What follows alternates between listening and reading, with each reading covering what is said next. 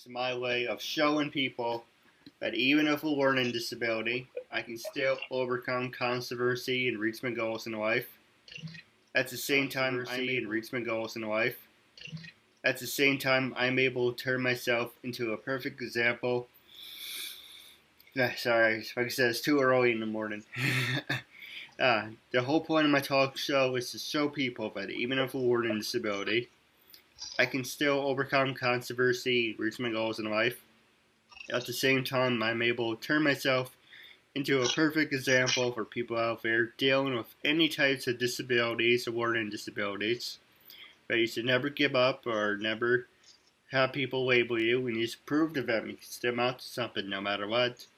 That being said, it's half hour of your time. And starting off, what can you tell us about yourself? Yeah, so my name is Polina, and I'm a film director and a screenwriter. Right now, I live in Stockholm, and I came here 4 years ago, and to start working with film. And since then, I've made a short film, Music Dust. It has been selected for official selections at a couple of international short film festivals, and then I've been working with a documentary film for one Swedish director, Daniel today. And that was about a young girl and father who is a notorious bank robber in Sweden. And right now, as I can see, I'm on maternity leave with this gentleman. His name is Adam. And now I have a couple of more projects in development of both short film and long film. No problem. I don't know if we hear it on my side, but on your side, it's like someone like scraping cans together. So it was. I don't know. Do you hear that, or is it just on my end? No, I hear you very well. All right. Now, I was gonna ask you for the first question. Who inspired you to become an actress? And the second part is, how many years have you been a screenwriter? Well, I'm mostly a director, not an actress, actually. What inspired me is, I come from a very small town in Russia. It's in the Ural Mountains, so it's basically like in the middle of nowhere. And the first normal cinema was built when I was, I think, 14. And when I went there to watch a movie, I was just so overwhelmed with this experience. You know, when you have the big screen and, wonderful movie and the smell of popcorn and all this atmosphere, this made me want to be part of this world. So I guess that was my inspiration in a way. Hey, now the next question I was going to ask you is, are you working on any current projects, and what were some of the projects that you did? Yeah, so right now I have two short films, and now I'm just building up my team and looking for finances to make it produce. Then I'm also writing a couple of screenplays for feature films. And hopefully I will continue working with more documentaries here in Stockholm. All right. Well, the next question is, have you ever been to the States? Number one, and did you enjoy high school and college? Yeah, I've been to the States. I was 13, so I don't really remember much things from then. But what I remember is we went to Chicago one day, and I just remember that everything was great. Like great skyscrapers, great concrete everywhere, and that was different from the place where I lived. So that in a way was also inspiring. And as for the college, well, I'm studying at the university for 5 years. So now I have a diploma, and I'm a linguist and a translator. And I did enjoy it for the first year because it was so different from school, and because I moved to another town and I was living away from my parents, and so I made new friends I had a new place to live, so that was exciting. But pretty much I realized that translation and linguistics is not really something that I enjoy that much. Right. So that's why after I graduated, I started working with film. All right. Now, the next question I was going to ask you was a couple easy ones, but I'm going to pass the show over to you. You can ask me anything you like. And the first one I was going to ask you was, did you ever do any sports, and what motivates you to do what you do? Okay, first about sport. My father, he was actually an athlete. He was a kickboxer, and he was training a lot of kids. So that was his job to train kids to do sports. But he kind of failed with me. So I don't even know how to ride a bicycle. So I guess I'm not really the sports person, but I really enjoy dancing, and I've been doing a lot of classical ballet earlier. And so what motivates me to do what I do is, well, the job itself motivates me, I guess, because I really like working with them. So the work itself is a motivation because, doing what I do, it's my best hobby and it's the best way for me to spend my time. And of course, another thing is that I want my children to be proud of me. So I want to be, a good example for them. Yeah, absolutely. Now, like I said, you can get up, walk around. I like things to be interactive. I was just now it's in the door behind you. It's pretty interesting at the handle. Are you in your office or is that your house? No, I'm at home. Oh, they had fun. The handle it looked like an office type door. But to be honest, I have a similar handle too, so it's pretty nice. Yeah, but it's just in Sweden, we don't really have that much of cozy design for homes, so it's very austere and like very neutral. Well, you bring up a good subject. What can you tell us about Sweden and how different is it from the States? Oh, well, first, I haven't been to the States for a long time, so that I would be able to compare. But well, Sweden, what I could say is, for me, Sweden is the country where you can really find um, the equality that the people can have. And so one of the good examples is when I was giving birth to my daughter, and that was 2 years ago. Uh, I actually picked up a hospital at random. And so when I went there and when they put me in the room, the nurses after that they said me that the crown princess of Sweden, Princess Victoria, was giving birth to her daughter in exactly the same room and exactly on the same bed. And so that was this moment for me when I fell in love with Sweden, because that's when I realized that some random girl is treated the same as the crown princess. So I guess that would be the main thing about Sweden for me. That we don't really have that much hierarchy and that much borders between people. Yeah, absolutely. Now, next question I was gonna ask you, just so looking forward to what's the questions, is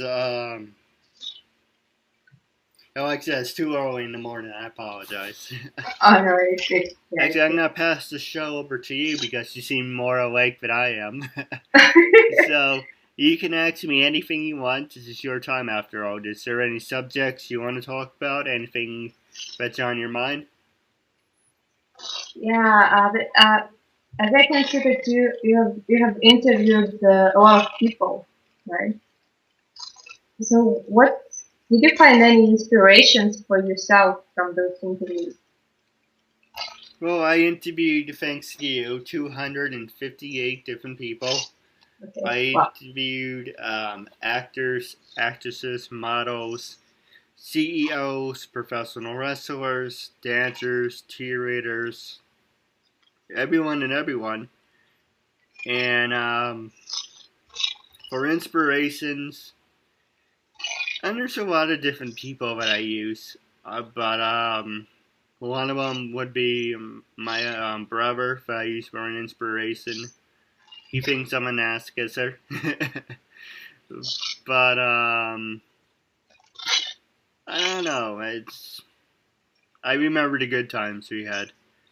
Yeah, I don't know. We don't get along, but I use him for an inspiration. But I said I interview anyone who wants to have a normal conversation and make a new friend out of it.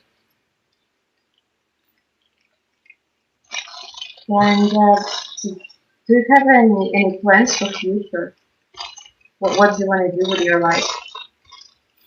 I would say like I would like the talk show to take off. I like it to get my own studio. I would like it to just get bigger in general.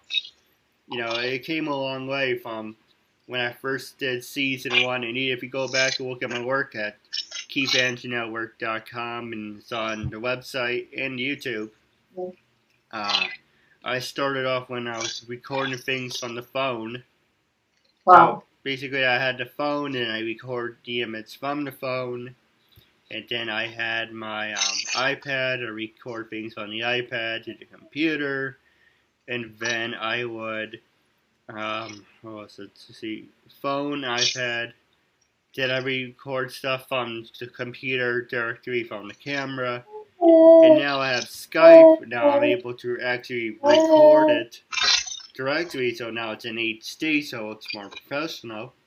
So basically, if you look over the 2 years, it came a long way. You can see the quality of the work change and evolve.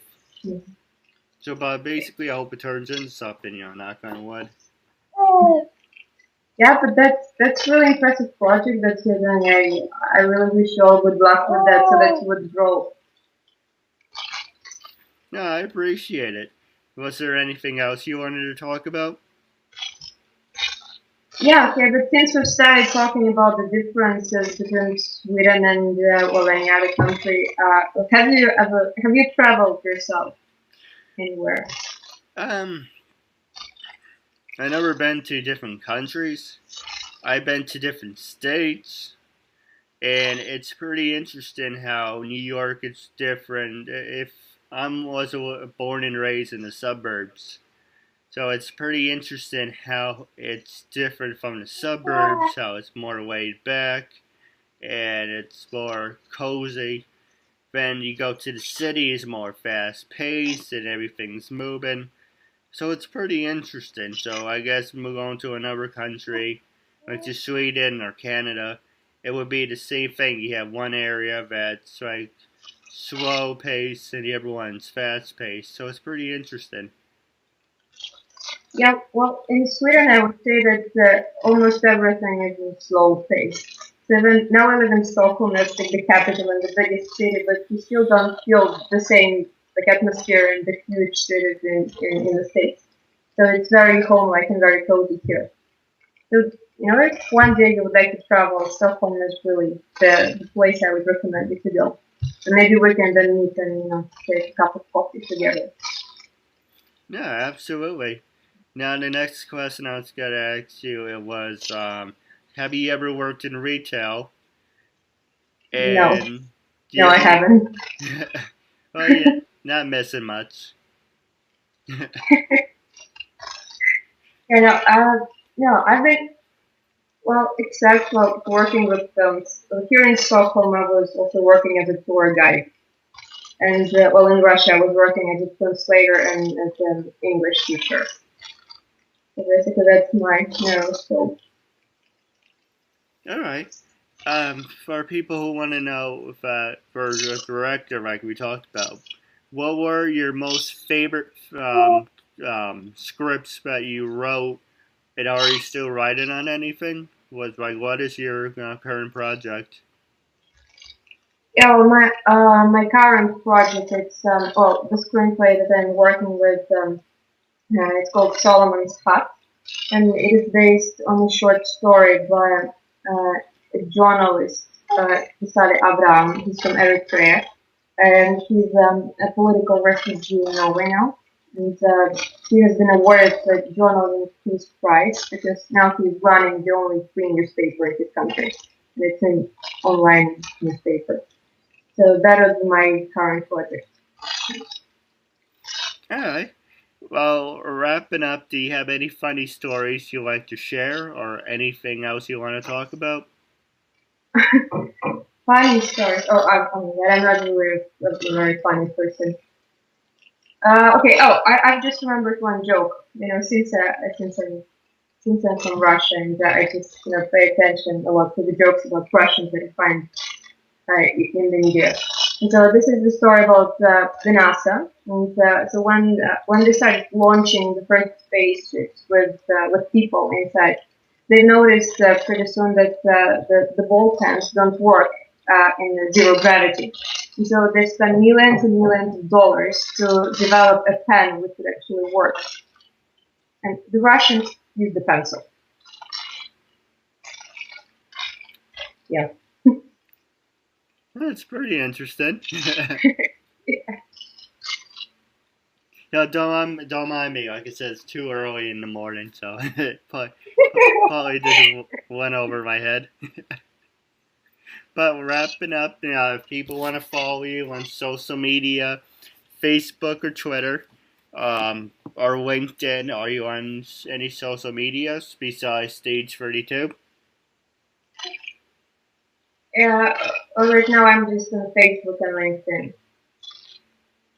So that's the things I'm just Polina Urvantseva. Alright, well, wrapping up, do you have anything you want to say to your fans and listeners? Any words of wisdom? Words of wisdoms. Oh, okay. Well, just maybe that would sound cliche, but that's the lesson that I've learned the hard way, and that would be always follow your heart and always do what you really like to do. Just well, it's not really worth wasting your life on the things that doesn't matter.